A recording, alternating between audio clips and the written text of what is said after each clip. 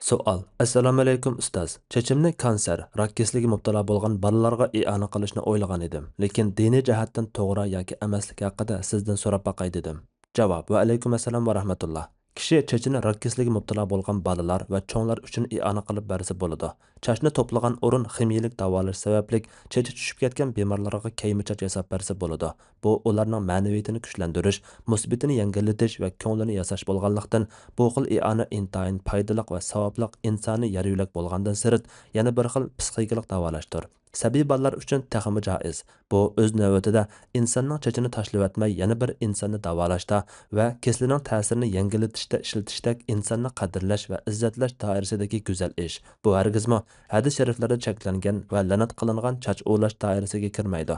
Chunki la'nat qilingani Allohning yaratganini o'zgartirib boshqalarni go'llash va aldashga chatilgan. Bemorlar uchun tayyorlangan kiyim-chach bo'lsa, insonning aybini yepish va Alloh yaratgan eng chiroyli shaklga qaytarishdan halqamaydi. Shundaq bo'lgan ekan, i'ona qilingani ayol kishining chachi bo'lgan taqdirdami, tandan ayrilgan chachni yatlarning tutishi va uningga qarshi cheklanmaganidek, u chach bilan namoz o'qishmi cheklanmaydi. Faqatla insonning hurmati sababli chachni va tanning boshqa a'zolarini pulga setish cheklanadi. Allah eng to'g'risini bilguchidir. Fatvoda Doktor Abdul Aziz rahmatulloh.